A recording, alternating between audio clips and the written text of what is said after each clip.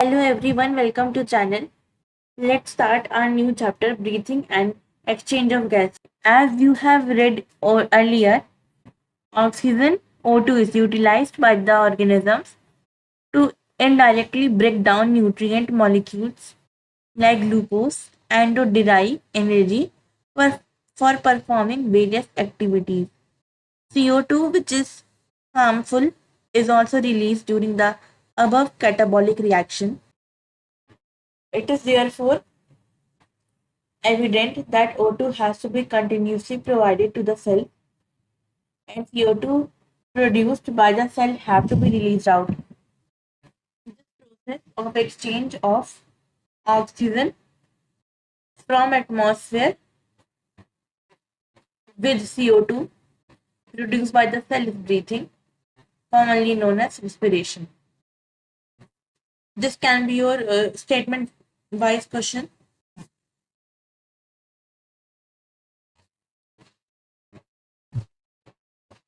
ये कह रहे हैं प्रोसेस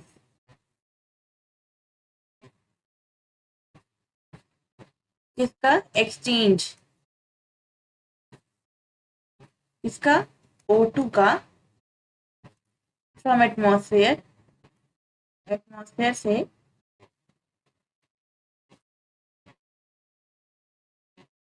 किसके साथ करेंगे एक्सचेंज CO2 के साथ। ये जो CO2 है ये सेल प्रोड्यूस करता है।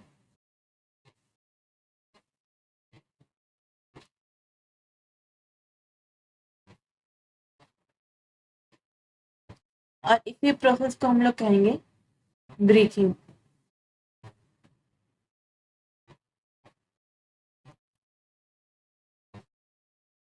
इसको हम लोग कहते हैं रेस्पिरेशन। अब आते हैं रेस्पिरेटरी ऑर्गन्स पे। Mechanism of breathing very among different group of animals depending mainly on their habitats and level of organization. Lower invertebrates like sponge, coelenterate, flatworm exchange O2 with CO2 by simple diffusion over their entire body surface. Earthworm use their cuticle and insect have a network of tubes to transport atmospheric air within the body. Special vascularized structure called gills are used by the most of the aquatic arthropods and mollusks, whereas vascularized bag called lungs are used by terrestrial form of for the exchange of gas. Among vertebrates, fishes use gills, while reptiles, birds, mammals respire through lungs. इसमें कुछ important नहीं है, आगे आते हैं। Diagrams are very important of NCERT. ये हमारा है एपिग्लॉटिस, ये है लेरिंग्स, ये है ट्रैकिया, और ये जो बने हैं ये है ब्रोंकास, ये है कट एंड ऑफ रिब, ये है लंग्स, ये है डायफ्राम, ये है हार्ट, ये है प्लूरल मेम्ब्रेन, ये छोटे छोटे छोटे छोटे ये सब है एल्विलाई। ब्रांचिंग वाले हैं हमारे ब्रोंक्यूल्स, और ये जो सेव करता है ये है प्लूरल फ्लूइड। ये प्रोटेक्शन क्या होता है, लंग्स को प्रोटेक्ट करने का काम आता है, प्रोटेक्शन प्रोवाइड करता है लंग्स को। अब आते हैं ह्यूमन रेस्पिरेटरी सिस्टम पे।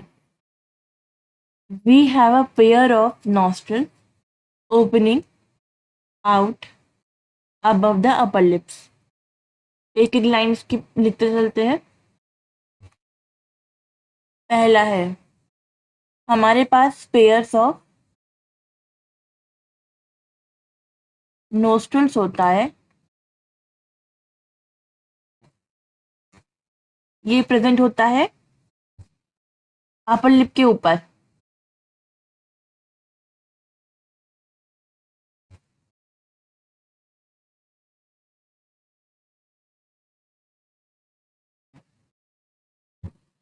ठीक है।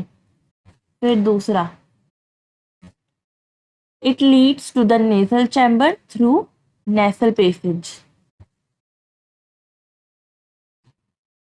फिर ये कहाँ तक जाएगा? लीड करेगा थ्रू, लीड करेगा nasal chamber, leads to nasal chamber, किसके थ्रू? Through nasal passage. फिर आगे आएंगे, nasal chamber opens into pharynx. ये जो नेजल चैम्बर है ये खुलेगा फेरिंग्स में। फेरिंग्स क्या है? It is a portion of which is the common passage for food and air. Pharynx है कॉमन पैसेज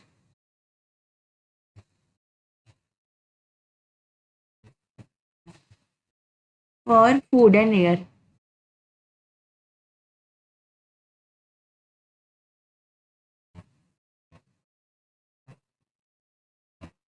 फिर pharynx opens through larynx region into the trachea।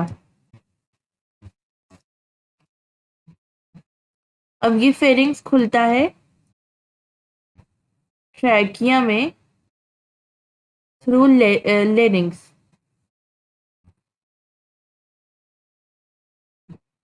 larynx क्या है? It is a cartilaginous box which helps in sound production and is called sound box। larynx हमारा sound box है।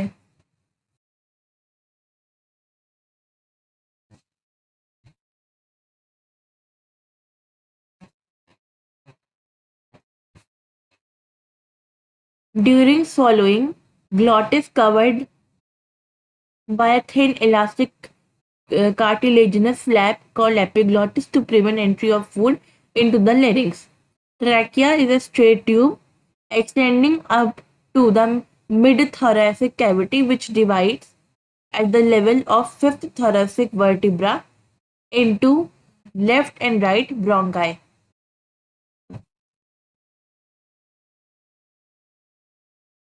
ये एक straight tube है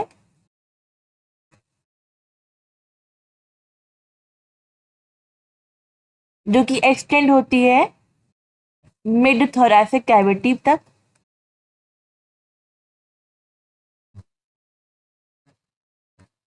ये है, क्या करती है? डिवाइड्स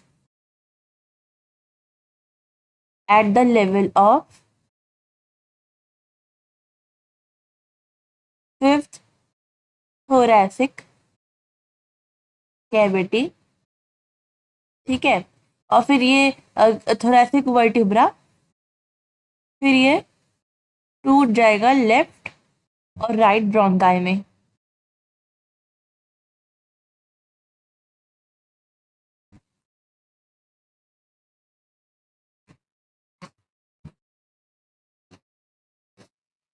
फिर कह रहे हैं each bronchi undergoes repeated division to form secondary tertiary bronchi and bronchioles ending up in a very thin bronchioles terminal bronchioles। bronchioles दिखाया था, ये है।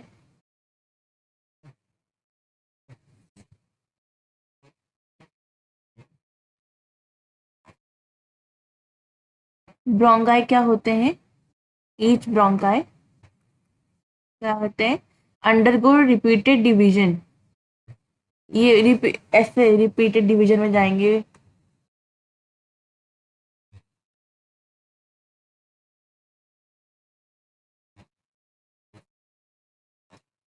रिपीटेड डिवीजन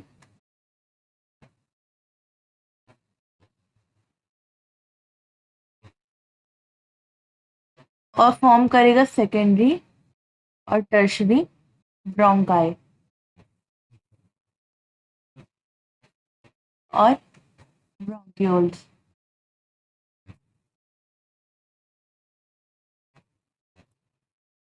ठीक है।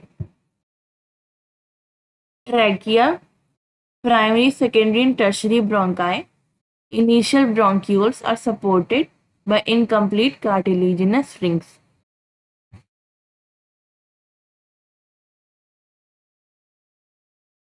Trachea, primary, secondary, tertiary bronchi. Initial bronchioles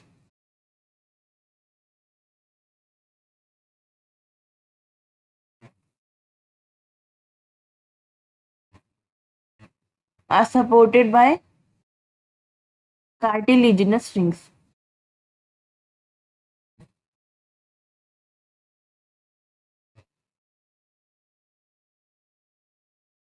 फिर कह रहे हैं each terminal bronchioles give rise to a number of very thin, irregular walled and vascularized bag-like structure called alveoli.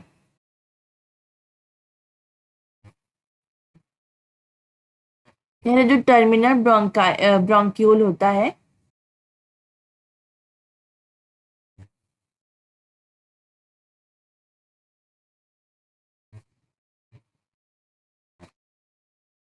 ये प्रोड्यूस करेगा हमारा एल्व्यूलाई।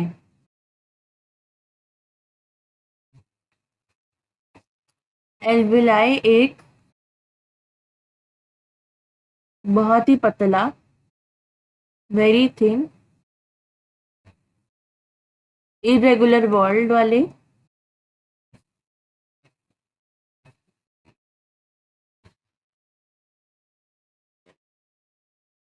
वस्कुलराइज्ड बैग लाइक स्ट्रक्चर होता है इनका।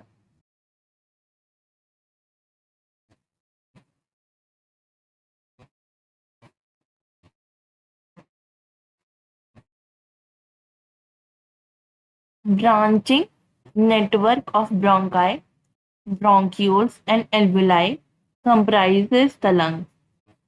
We have two lungs which are covered by a double layered pleura.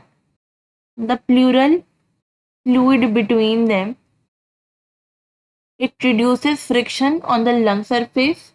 Outer pleural membrane is in close contact with the thoracic lining, whereas the inner pleural membrane is in contact with the lung surface. अब कह रहे हैं branching.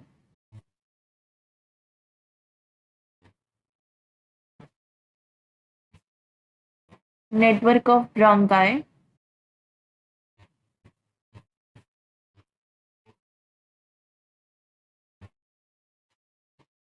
bronchioles,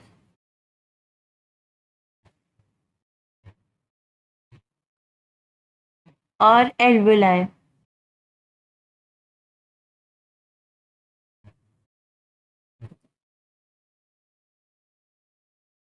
ये हमारा बनाते हैं, comprise करते हैं लंग्स।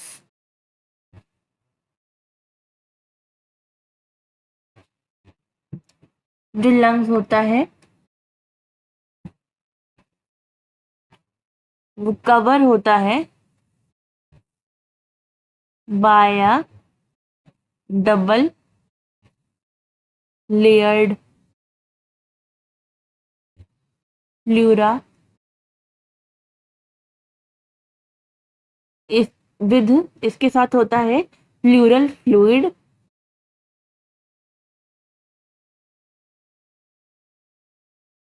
इनके बीच में प्लूरल फ्लूइड होता है, ये दिखाया था मैंने, ये येलो वाली yellow yellow yellow yellow pleural fluid है। तो ये क्या करता है, इनका काम क्या है?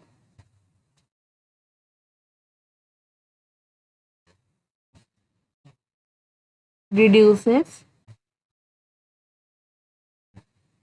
friction on the lungs surface,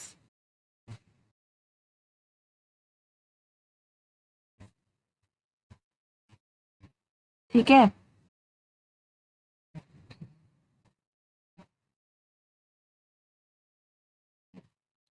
जो आउटर प्लूरल मेम्ब्रेन है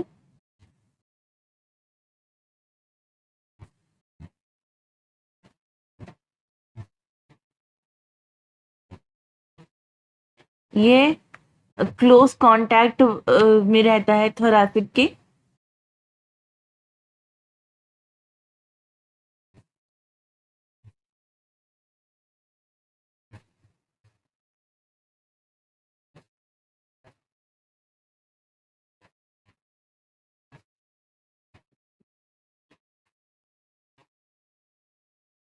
थोरैसिक लाइनिंग के।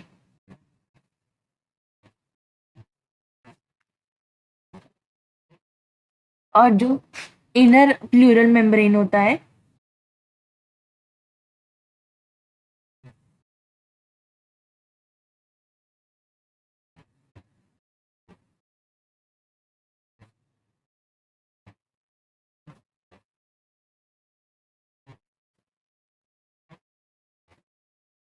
ये क्लोज कांटेक्ट रहता है लंग्स के सरफेस से।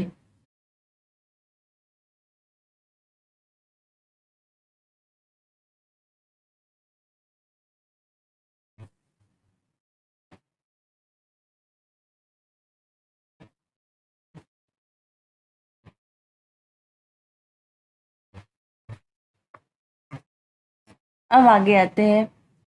Part starting with the external nostril up to the terminal bronchiole constitute the conducting part, whereas alveoli and their ducts from the respiratory or exchange part of the respiratory system. Conducting part transport the atmospheric air to the alveoli, clear it from foreign particles, humidify, and also brings the air to the body temperature. Exchange part is the site of actual diffusion of O2 and CO2 between blood and atmospheric air.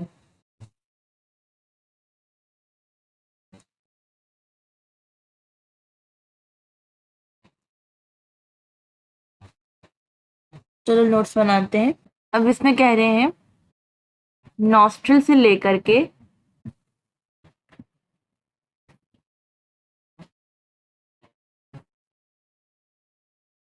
Terminal bronchioles तक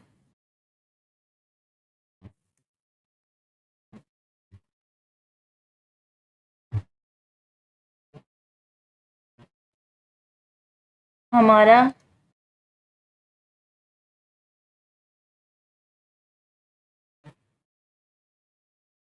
conducting part होता है।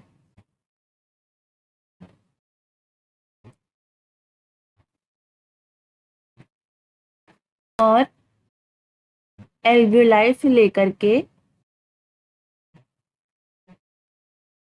उनके ducts तक, alveoli के ducts तक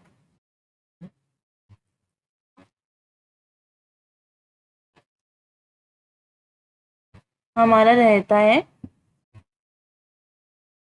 respiratory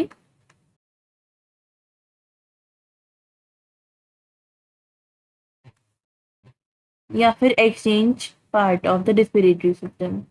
exchange part.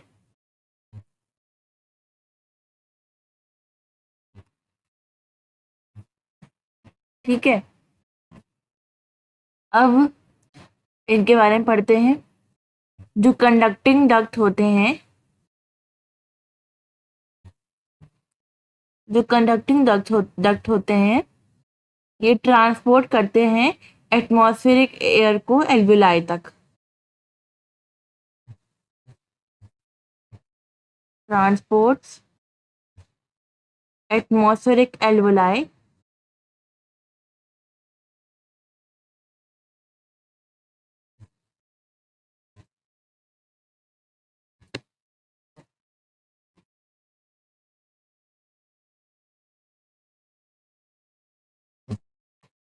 Transports atmospheric air to alveoli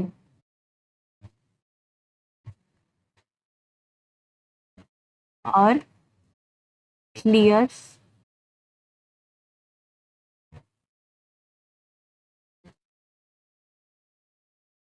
it from foreign body particles इसमें bodies कुछ भी,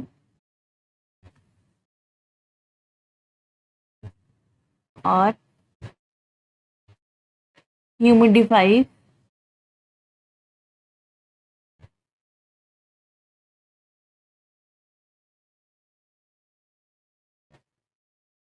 और bring air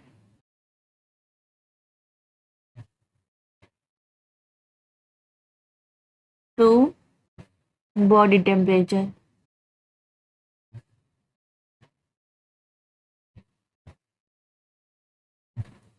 ठीक है,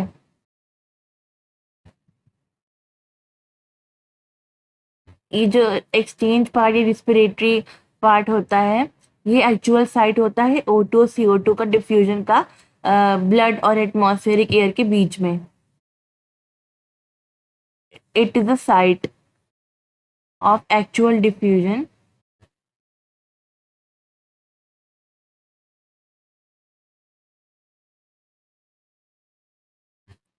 of O2 and CO2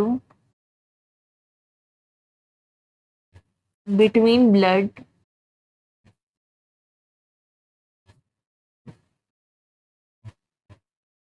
and atmospheric air।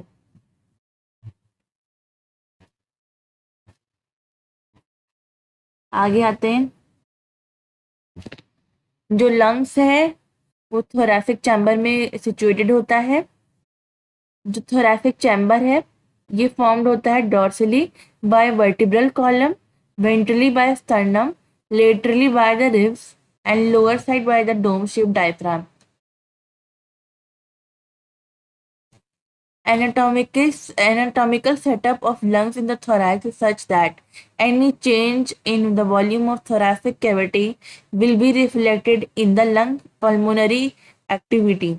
The anatomically setup of lungs in thorax is such that any change in the volume of the thoracic cavity will be reflected in the lungs, that is pulmonary cavity। Such an arrangement is essential for breathing. Respiration involves breathing or pulmonary ventilation by which atmospheric air is drawn in and CO2 rich alveolar air and released out। Diffusion of gases across alveolar membrane. This can be your MCQ option question। Alveolar membrane या फिर किसके बीच में होता है, ये आपको दे सकते हैं क्वेश्चन में। Transport of gases by the blood.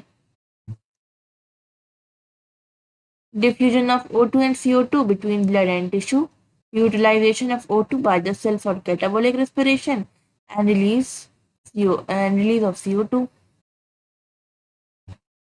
आगे देखते हैं,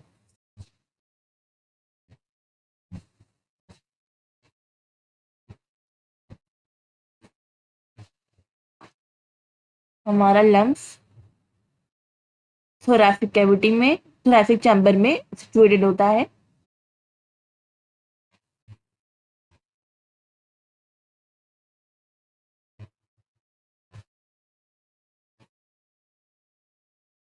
जो थोरैसिक चैम्बर है ये फॉर्म होता है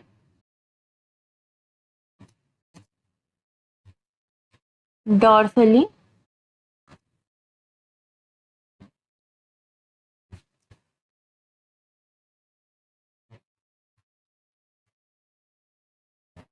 बाय वर्टिब्रल कॉलम, मतलब पीछे से, dorsally by vertebral column,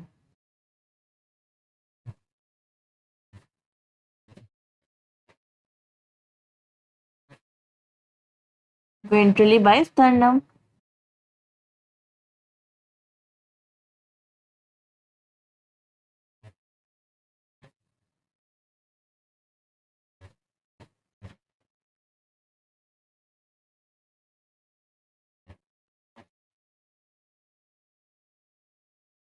laterally by the ribs,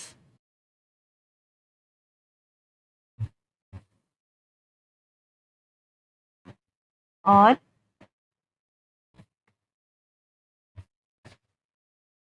lower side by the diaphragm.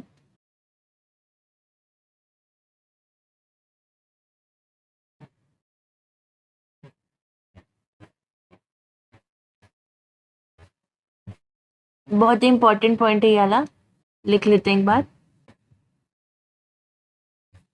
कि डिफ्यूजन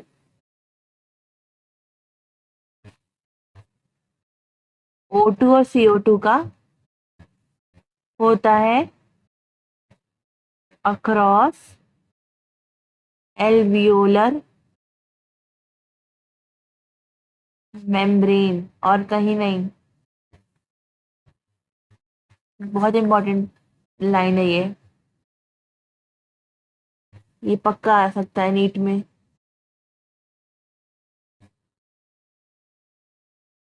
अब मैकेनिज्म ऑफ ब्रीथिंग एकदम लास्ट में कराएंगे, अभी इजी जो टॉपिक निपटा लेते हैं पहले। पहले आज आते हैं डिसऑर्डर ऑफ रेस्पिरेटरी सिस्टम पे। ठीक है। Asthma, asthma is difficulty in breathing causing wheezing due to inflammation of bronchi and bronchioles. Inflammation किसका? ब्रोंकाई और ब्रोंक्यूल्स का। Very important point. Emphysema, this is your previous year question.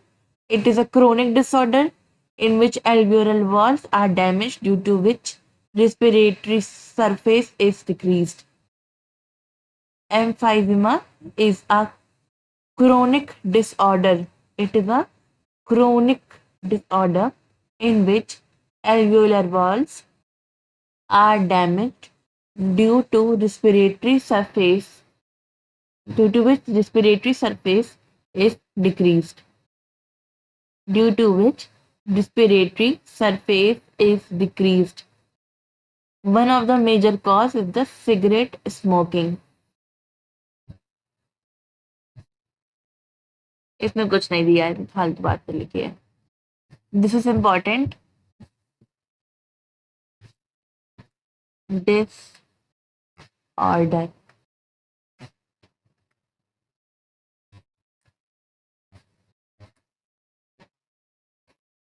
Asthma में सांस लेने में दिक्कत होती है, क्यों?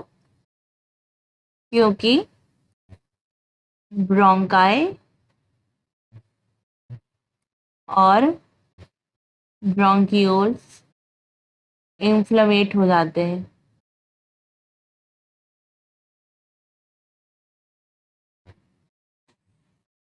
ये दोनों इन्फ्लेमेट हो जाते हैं, इनमें इन्फ्लेमेशन आ जाता है। ठीक है। फिर बहुत इंपॉर्टेंट पॉइंट है ये, एम्फाइसीमा,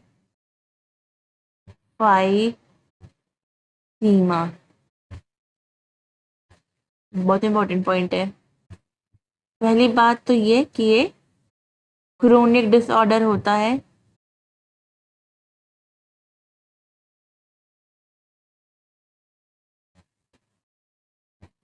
दूसरी बात, इसमें एल्वियोलर वॉल्स डैमेज्ड होते हैं।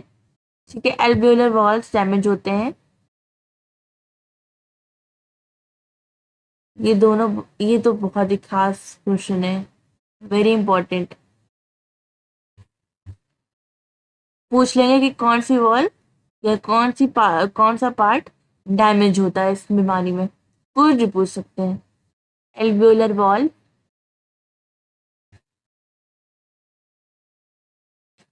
डैमेज हो जाते हैं,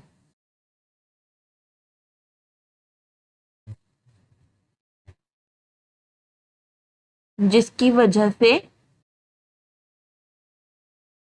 respiratory surface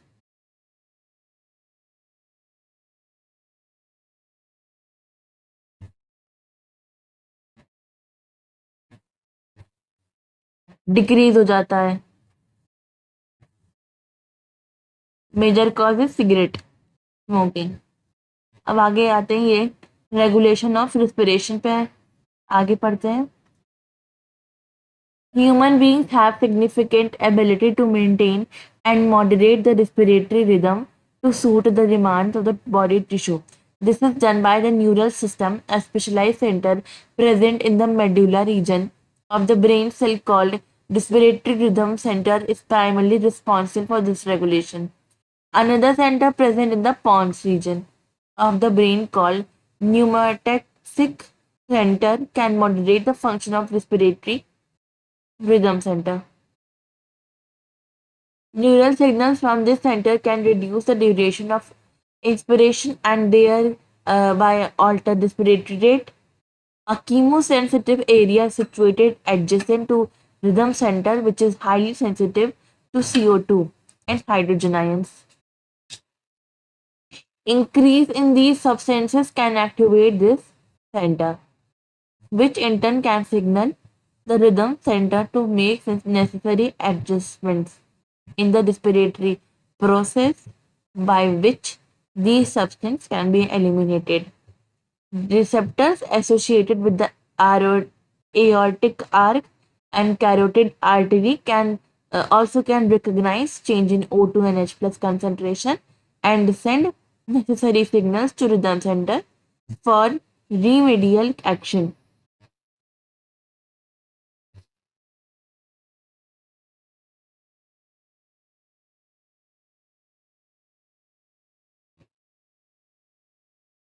The role of oxygen is the regulation of in the regulation of respiratory rhythm is quite insignificant. Let's make notes.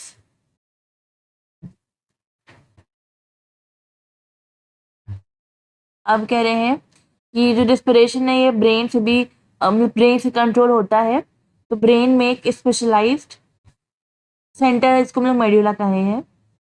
Specialise centre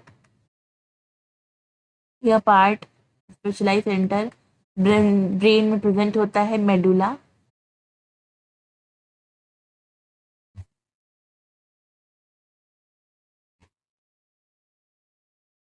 इस रीजन को हम लोग रिस्पिरेटरी रिदम सेंटर भी कहते हैं।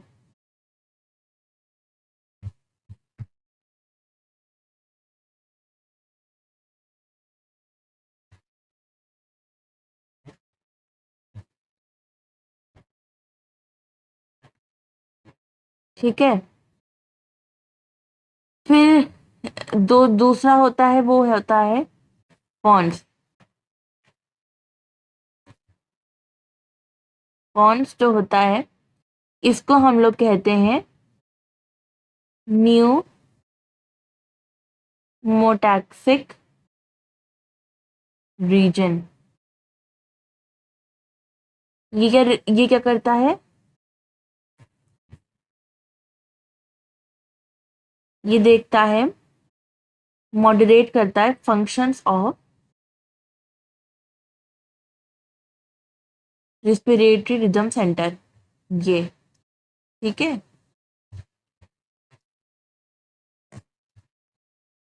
एक मिनट, रिस्पिरेटरी रिदम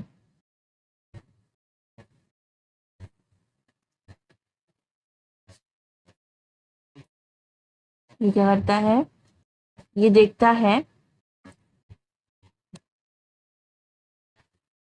मतलब ये मॉडरेट कर सकता है इसके फंक्शंस को। ये मॉडरेट कर सकता है इनके फंक्शंस को। ठीक है,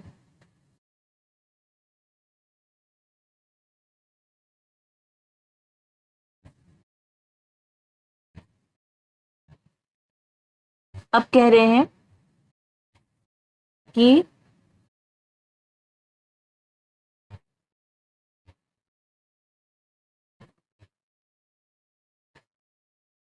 इनके बगल इनके बाजू में एडजेसेंट एक कीमो सेंसिटिव एरिया होता है।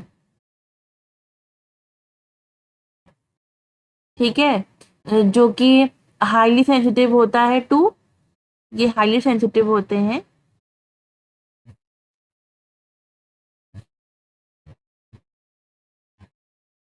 To CO2 and O2। ठीक है, sorry H+, H+, sorry CO2 and H+। ठीक है, अब आगे आते हैं। अब आते हैं रेसिडुअल वॉल्यूम एंड कैपेसिटीज पर। TV, tidal volume, this topic is very important for NEET.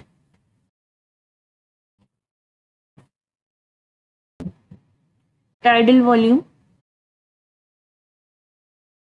volume of air inspired और expired during normal respiration। Normally कितनी सांस ली और कितनी छोड़ी, वो होता है टाइडल वॉल्यूम। ये होता है लगभग 500 मिलीलीटर का। हेल्दी मैन इंस्पायर और expire, healthy man can inspire expire 6000 से 8000 मिलीलीटर ऑफ एयर पर minute. Respiratory volumes and capacities, capacities,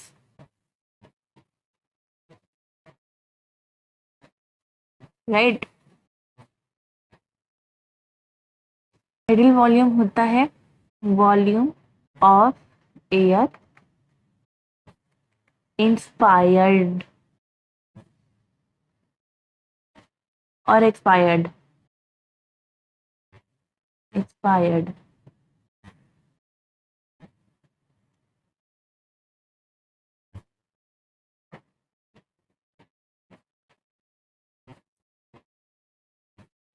it is approx 500 ml और हेल्दी मैन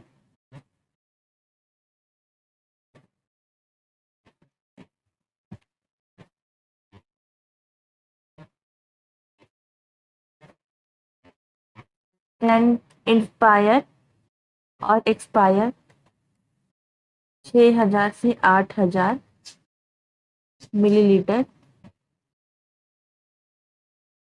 ऑफ एयर पर मिनट। अब आते हैं inspiratory reserve volume, IRV, additional volume of air a person can inspire by forcible inspiration. तो जबरदस्ती खींच के सांस लेते हैं तो उसे कह देंगे इंस्पिरेटरी रिजर्व वॉल्यूम। ये एवरेज होता है 2500 से लेके 3000 ml तक। Inspiratory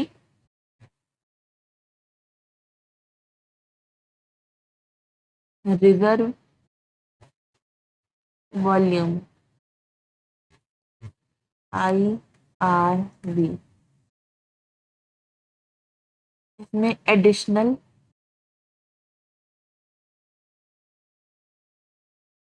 volume of air person inspiring फोर्सibly,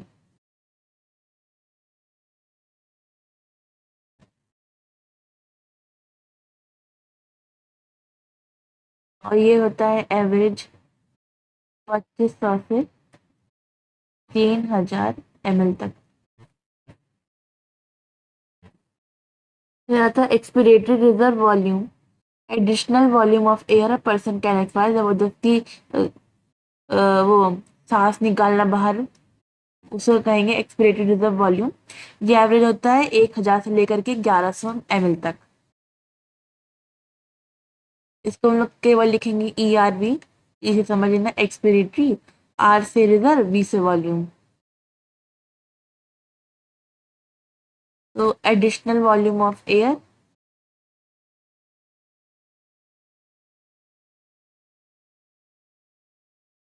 person expire forcibly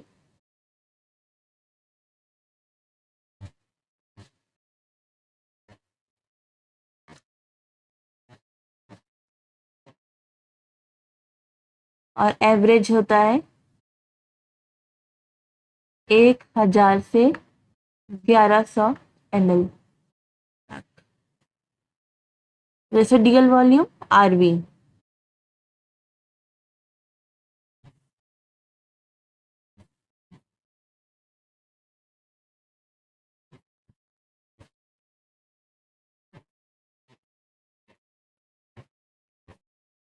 residual volume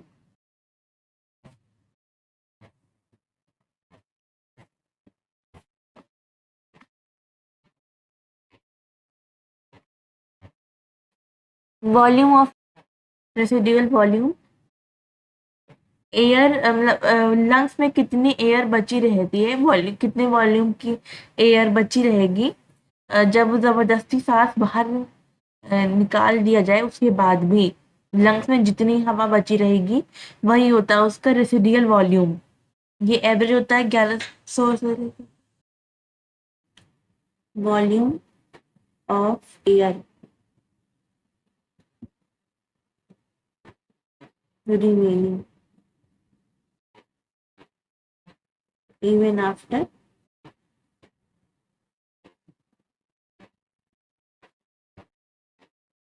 forcible expiration।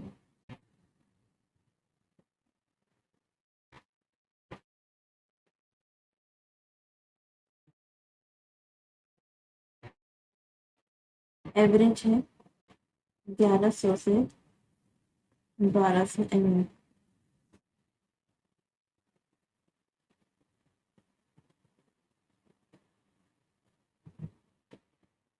फिर inspiratory capacity IC, total volume of air a person can inspire after a normal expiration। ये बनाते हैं TV plus IRV.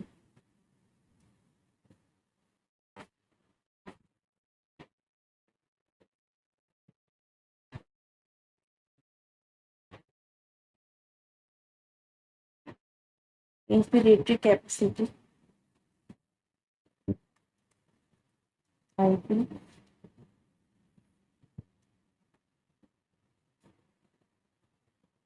total volume of air a person can inspire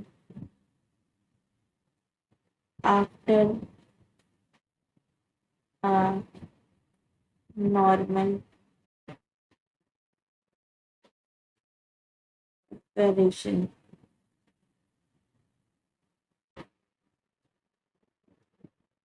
और TV होता है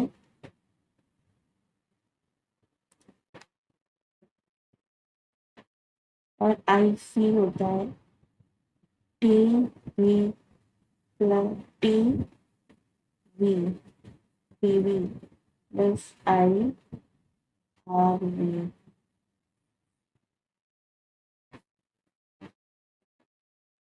expiratory capacity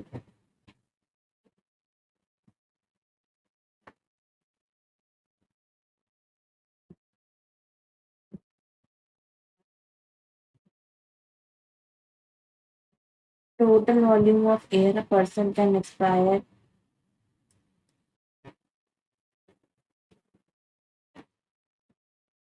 total volume of air a person can expire after a normal inspiration with the TV plus ERV।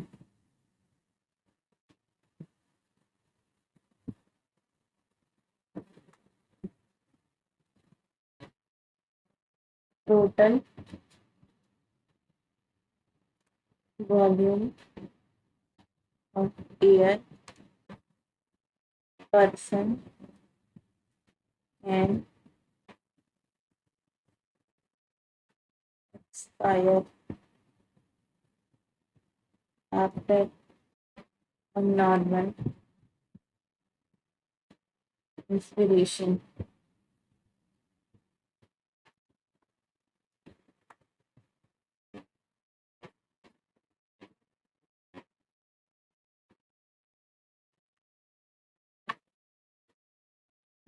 ये होता है आई ई सी होता है हमारा TV plus E R. with functional residual capacity FRC, volume of air that will remain in the lungs after a normal expiration. This includes ERV plus RV.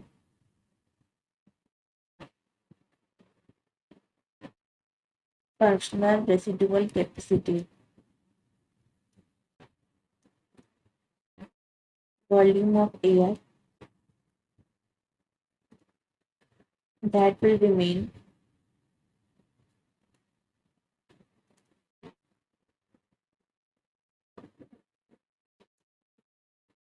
in the lungs after a normal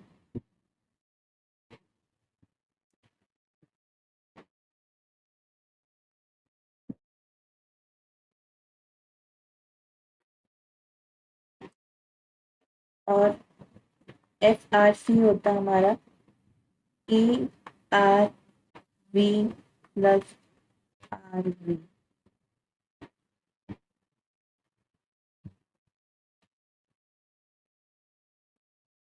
Vital capacity, maximum volume of air a person can breathe in after a forced expiration.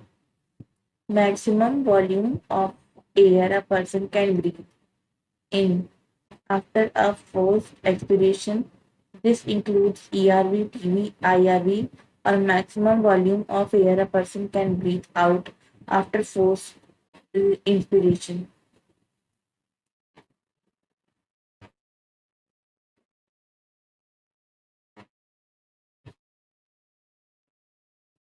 Maximum volume of air a person can breathe in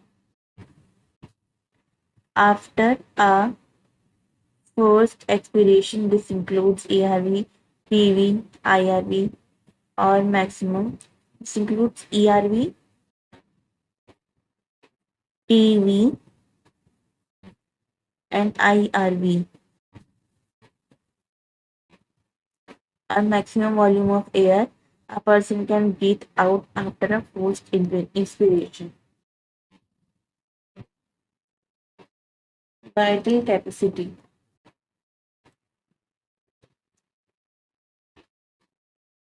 Max volume of air.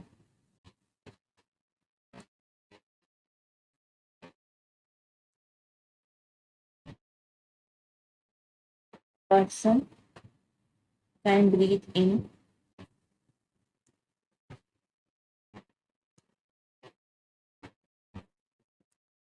after a forced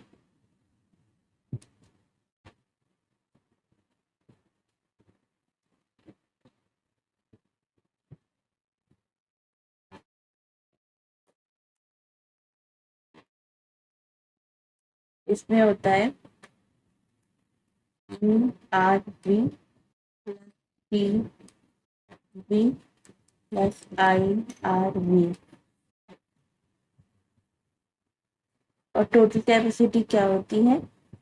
total volume of air accommodated in the lung at the end of forced inspiration. This includes RV, ERV, TB and IRV और battery capacity और residual capacity.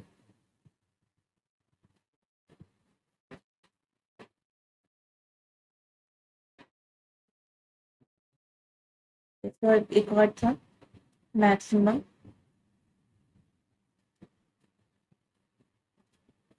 volume of air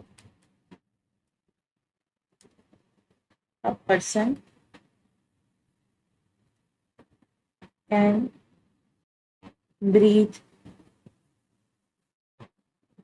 out after a forced inspiration.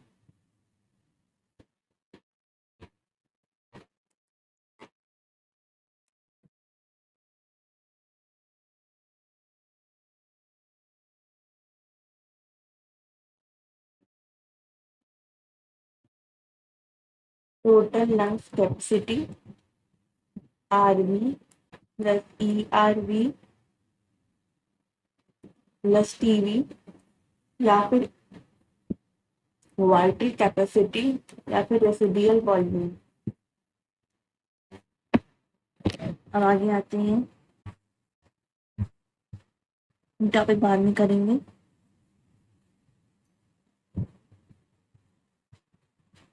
Transport of gases.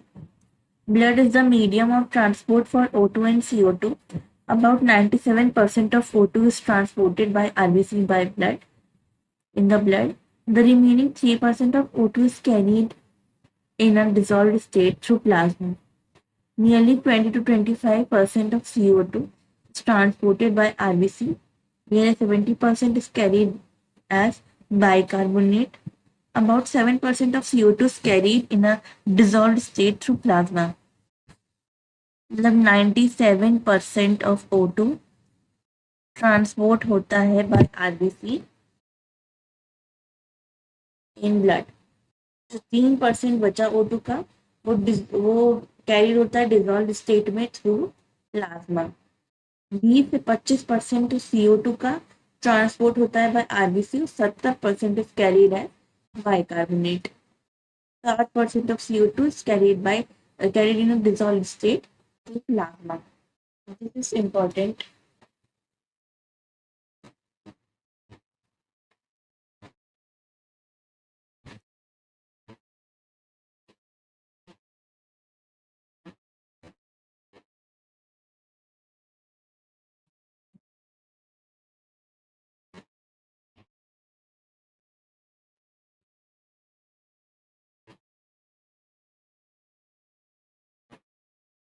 Transport of gases.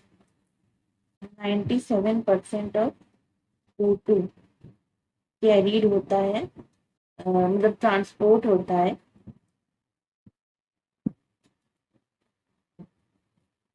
In blood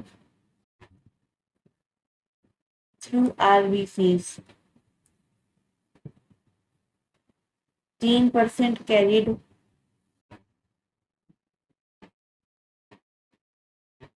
3% carried होता है dissolve state में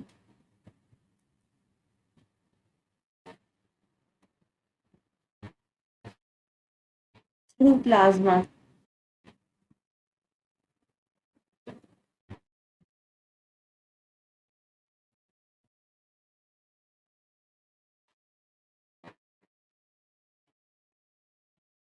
बीस से 25% CO2 का transport होता है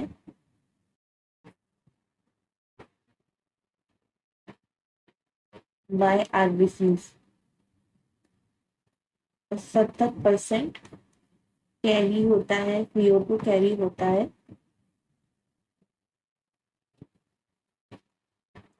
as bicarbonates.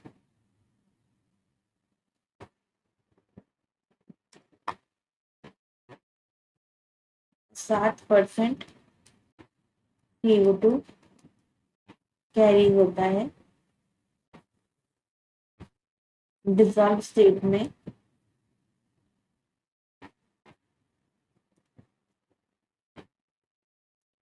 Through plasma.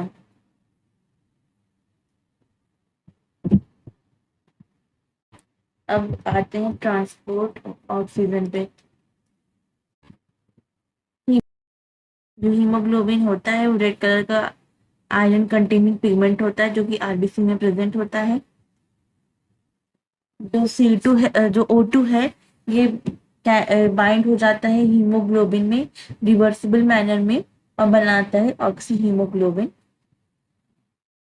Each haemoglobin molecule carry करता है maximum 4 molecule of O2। Binding of O2 with hemoglobin is primarily related to partial pressure of O2.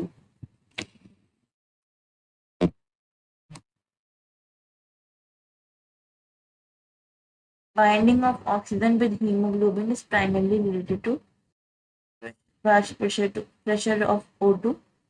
Partial pressure of CO2 Hydrogen ion concentration and temperature are the other factor which can interfere with this binding. आइए देखते हैं, आगे बढ़ते हैं.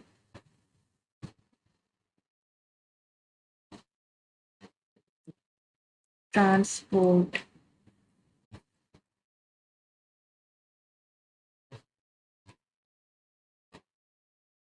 of oxygen.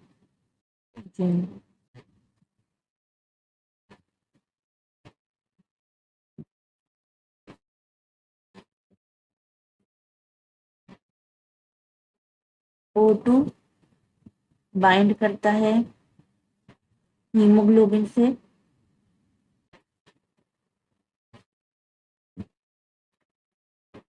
Reversible manner में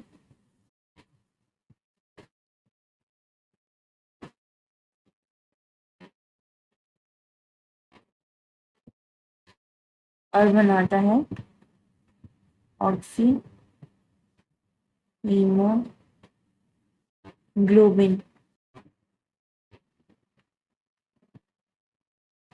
each hemoglobin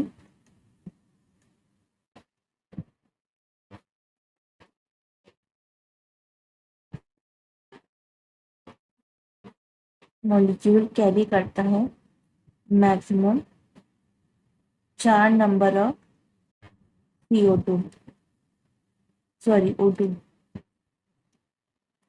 4 number of O2.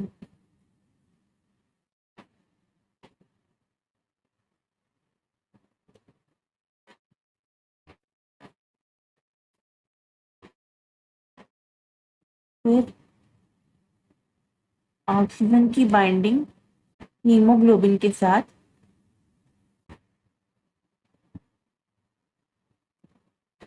Primarily related होती है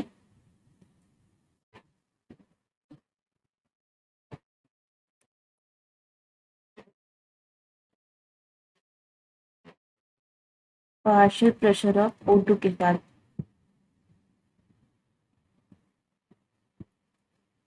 फिर पार्शियल प्रेशर CO2 का हाइड्रोजन आयन कंसंट्रेशन और टेम्परेचर, ये बाकी फैक्टर्स हैं जो कि इंटरफेयर करते हैं बाइंडिंग के साथ. एक सिग्मोइड ग्राफ ऑप्टेन होता है जब परसेंटेज सेचुरेशन लेते हैं ऑफ हीमोग्लोबिन विथ O2 और वर्सेस PO2. इस कर्व को हम लोग कहते हैं ऑक्सीजन डिसोसिएशन कर्व, और ये हाईली यूजफुल होता है जैसे कि पार्शियल प्रेशर ऑफ CO2 को पढ़ने के लिए, हाइड्रोजन आयन की कंसंट्रेशन को पढ़ने के लिए, binding of O2 with haemoglobin के पढ़ने के लिए. एल्वियोलाई में जो फेवरेबल कंडीशन होता है वो होता है high PO2, low PCO2, lesser H+ concentration और लोअर टेम्परेचर. और टिश्यू में जो फेवरेबल कंडीशन होता है वो होता है low PO2, high PCO2, high H+ concentration और हाई टेम्परेचर की favourable formation of oxyhaemoglobin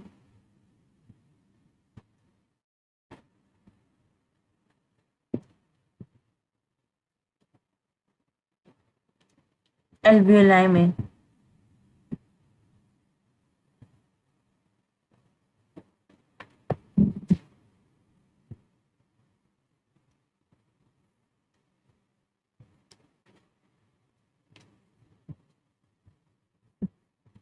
high PO2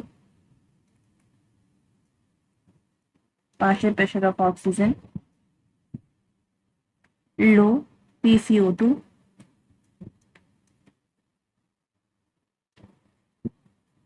lesser H+ concentration, lower temperature. अभी ध्यान दें हम लोग, इसमें सिर्फ PO2 हाई है और बाकी PCO2 लो है, H+ कंसंट्रेशन लो है, टेम्परेचर लो है, और इसका जस्ट अपोजिट टिश्यू में हो जाता है।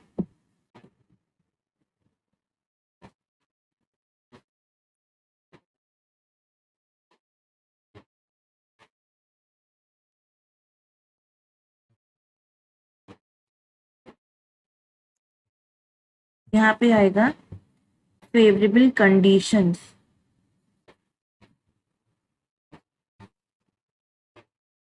फॉर फॉर्मेशन ऑफ हीमोग्लोबिन, और यहाँ पे आएगा conditions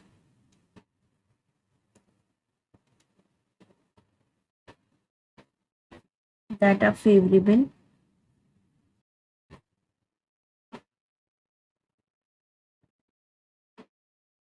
for dissociation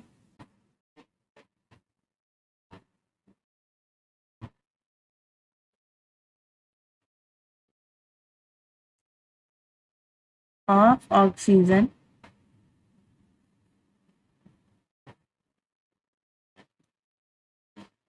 from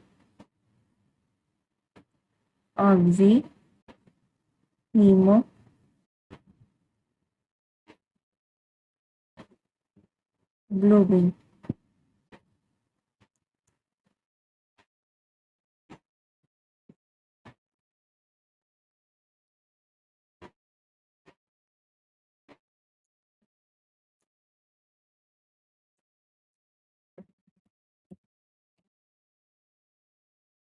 low PO2 high PCO2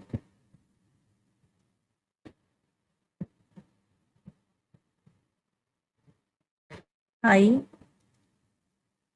H+ concentration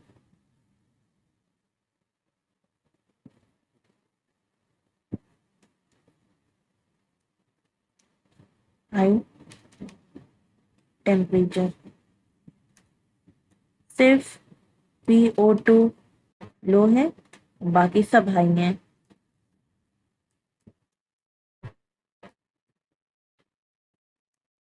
ठीक है, अब आगे पढ़ते हैं transport of carbon dioxide. CO2 is carried by hemoglobin as carbaminohemoglobin 20 से 25% वाला। This binding is related to the partial pressure of CO2. PO2 is a major factor which could affect this binding. When PCO2 is high and PO2 is low, as in tissues, more binding of carbon dioxide occur. Where the PO2 is high, PCO2 is low, as in alveoli, dissociation of CO2 from carbaminohemoglobin take place. CO2 which is bound to hemoglobin from tissues delivered at the alveoli. RBC contain a very high concentration of enzymes जिसका नाम है carbonic anhydrase and a minute quantity of same is present in the plasma too. This enzyme facilitates this reaction.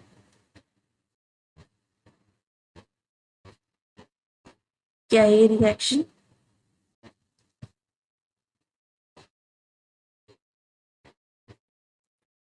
CO2 plus H2O, carbon dioxide plus पानी।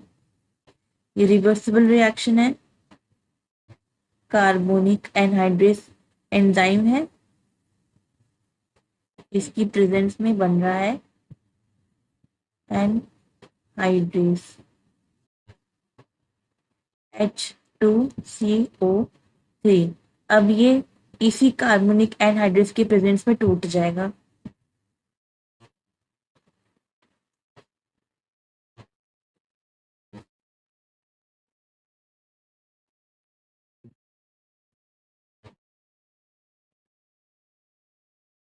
HCO3 minus plus H plus. So we carry at the tissue site where partial pressure of CO2 is high due to catabolism. CO2 diffuses into blood and form SCO3 and minus and H plus. At the alveolar site where PCO2 is low, reaction proceeds in the opposite direction, leading to the formation of CO2 and H2O. CO2 is trapped as bicarbonate at tissue level and transported to the alveoli is released out as CO2. इसमें कुछ important नहीं दिया है.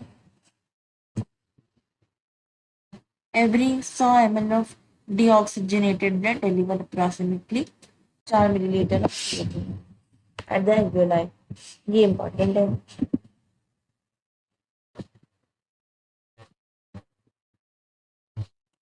और यहाँ पे जो ये इतना लिखा है, जो इतना लिखा है,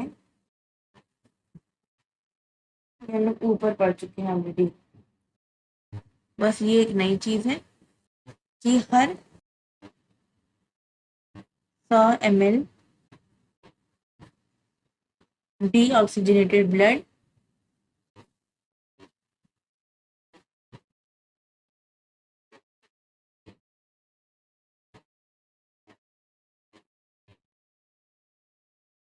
डिलीवर करता approximately 4 ml of CO2 alveoli पे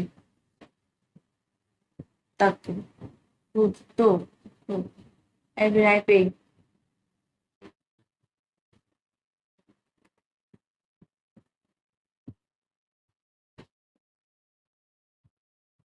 अब ये दो टॉपिक है हमारे पास, एक्सचेंज ऑफ गैसेस और मैकेनिज्म ऑफ ब्रीथिंग. ये हम लोग करेंगे अगले लेक्चर में.